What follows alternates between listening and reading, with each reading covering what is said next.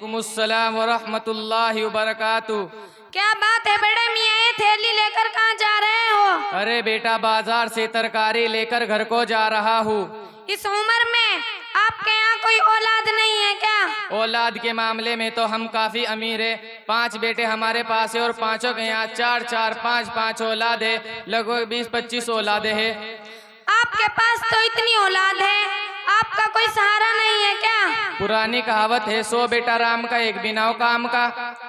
आपने उनको दीनी तालीम से दूर रखा, इसलिए दिन देखने को मिले हैं। अरे भाई, मैंने सोचा था अपने छोरे को हाफिज साहब, मौलवी साहब बनाऊंगा। मेरा एक दोस्त शेर खां साहब, उसने मना कर दिया कि अगर हाफिज साहब, मौलवी साहब बनेगा तो खाएगा क्या, खुद भी भूखा मरेगा और अपने घर वालों को भूखा मारेगा।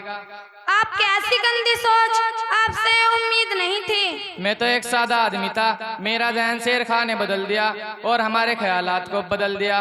वो कौन है, बुलाइए जरा, मैं उन्हें देखना चाहता हूँ। शेर खां साहब, अरे शेर खां साहब, जल्दी से आइए, मेरा एक दोस्त आपसे मिलना चाहता है।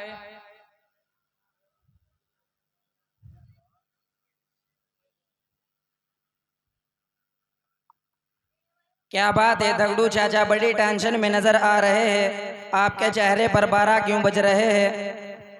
मैं इसलिए टेंशन में था कि अपने छोरे को हाफिज और मौलवी नहीं बना सका। आपने ही मना किया था कि अगर हाफिज साहब, मौलवी साहब बनेगा तो खाएगा क्या। बात तो सही है, 3-4 हजार मौलवी साहब क्या करेंगे? आप खाएंगे, अपने बच्चों को खिलाएंगे, नौबत यहाँ तक आएगी खुद भी भूखा मरेंगे और अपने बच्चों को भी भूखा मारेंगे। अरे दौलत के नशे में चूर इंसान, आपने कभी सुना है कोई आलिम या हाफिज भूखा मरा हो? आए दिन तो मिलता है, कोई वकील, इंजीनियर, जज, डॉक्टर नौकरी न मिलने की वजह से खुदकुशी कर ली है, मगर आपने कभी सुना है किसी आलिम या हाफिज की खुदकुशी की खबर? आप दिल पर हाथ रखकर बोलिए, आपने किसी ओहदे पर आलिम या हाफिज को देखा है? किसी बड़े ओहदे पर हमारे जैसे वकील या इंजीनियर होते हैं। दूसरी वजह यह है कि मदरसे में पढ़ने पढ़ाने वाले की हैसियत ही बदल जाती है, पूरे चेहरे पर बाल ही बाल हो जाते हैं। और भी कई खराबी आए, छोड़ो। इन्हीं ओहदों पर फाइज होना अगर आपके नजदीक कामयाबी की दलील है तो आपकी सोच गलत है। और क्या क्या खराबियां हैं, जरा बतलाइए। सबसे पहली खराबी इनकी सोच ये है कि अपनी दाढ़ी को मशगल बना लेना है। इसी से 30 साल का जवान भी 70 साल का बूढ़ा लगता है। हद तो तब हो जाती है जब इनके कपड़ों पर नजर पड़ती है। इतना लंबा लंबा जुब्बा कुब्बा जो सर से पांव तक लटका रहता है। इसी वजह से मालदार लोग तिरछी नजर से देखते हैं, बात करने से भी डरते हैं। दाढ़ी की बात है तो चेहरे पर दाढ़ी रखना सुन्नत है, और एक सुन्नत को जिंदा करने से 100 शहीदों के सवाब के बराबर है। रह गई बात इनके लिबास और पोशाक की, बात तो इनके लिबास को देखकर लोगों के दिलों में ताजीम की कैफियत पैदा हो जाती है। वह अहमक ही होगा जो ऐसे वारिसे अंबिया को देखकर के मुंह फेरते हैं या उनसे नफरत करते हैं। ऐसे लोगों के मुताल्लिक हमारे नबी सल्लल्लाहु अलैहि वसल्लम ने फरमाया, बात सिर्फ हमसे कहो, हमारे नबी तक मत पहुंचो। तुम्हारा मतलब ये है कि नबी का आलिम या हाफिज बनो? जी मेरे बड़े भाई, आप सल्लल्लाहु अलैहि वसल्लम का इरशाद है, उगदु आलिमन औ मुतअल्लिमन औ मुस्तमिअन औ मुहिब्बन वला तकुनिल खामिसतु फतूलिक। तुम आलिम बनो या तालिबे इल्म बनो, या आलिम की बात सुनने वाले बनो, या आलिम से मोहब्बत करने वाले बनो।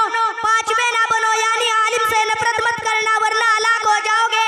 यानी आलिम या हाफिज से बुग़्ज़ रखना जहन्नम तक पहुंचाता है। फिर ये है कि आलिम अपना खाते हैं, किसी के दरवाजे पर हाथ नहीं फैलाते। एक बात कहो मौलवी जी, मगर आप बुरा तो नहीं मानेंगे। आपने कहा आलिम अपने खाते हैं, किसी के दरवाजे पर नहीं जाते। ये तो बिल्कुल गलत है, क्योंकि रमजान के दिनों में हम देखते हैं बगल में झोला दबाए, हाथ में रसीद लिए दर बदर भटकते रहते हैं, तो लोग बुरा मानते हैं। आपने गलत कहा। अगर रमजान के मुबारक मौके से किसी साहिब सरवत या किसी अमीर लोगों से चंदे की गर्ज से मिलते हैं तो अपने लिए नहीं बल्कि अपने गुराबा मसाकीन तुल्लाब के लिए, लेकिन वो भी बातनी तौर पर अमीर और साहिब सरवत पर एहसान करते हैं। रब्बे कायनात का खुला चैलेंज है। देखिए मौलवी जी, बात नबी तक की थी, हमने बर्दाश्त किया, लेकिन अल्लाह तक पहुंची तो तेरी खैर नहीं। ये टंडा देखा है ना, इसी टंडे से मारूंगा। क्या अल्लाह भी तेरी तारीफ करते हैं? रब्बे कायनात का खुला चैलेंज है, कुल हल यस्तविल्लज़ीना यअलमून वल्लज़ीना ला यअलमून। हमारे नबी से मुखातिब होकर फरमाते हैं, ए नबी कह दीजिए क्या जानने वाले और न जानने वाले हरगिज नहीं हो सकते। जैसे रात और दिन बराबर नहीं हो सकते, आग और पानी बराबर नहीं हो सकते, आग और इसी ठीक है हाल आलिम और जाहिल का है। हम भी खूब इबादत करते हैं और अल्लाह के सामने खूब गिड़गिड़ाते हैं और अल्लाह से डरते हैं, इसीलिए तो हमारा नाम भी अब्दी है। हमारा नबी सल्लल्लाहु अलैहि वसल्लम फरमाते हैं, एक आलिम दीन शैतान पर 70,000 आबिदों से ज्यादा सख्त है। आप तो ऐसे कह रहे हैं जैसे हम मुसलमान ही नहीं, हम अल्लाह और रसूल का नाम लेते हैं, खोदा पहाड़ निकला चूहा। अगर आपको इतना ही फक्र है तो गुस्ल और वजू के फराइज बताओ। बस इतनी सी बात तो सुनो, गुस्ल में 4 फर्ज है। नंबर 1 बाल्टी और जग का होना, नंबर 2 साबुन का होना, नंबर 3 टावल यानी तौलिए का होना, नंबर 4 खूब साफ करके चेहरे को धोना। ला हौला वला कुव्वता इल्ला बिल्लाह। आपने तो हद ही कर दी, वजू और गुस्ल के फराइज भी याद नहीं तो क्या याद होगा।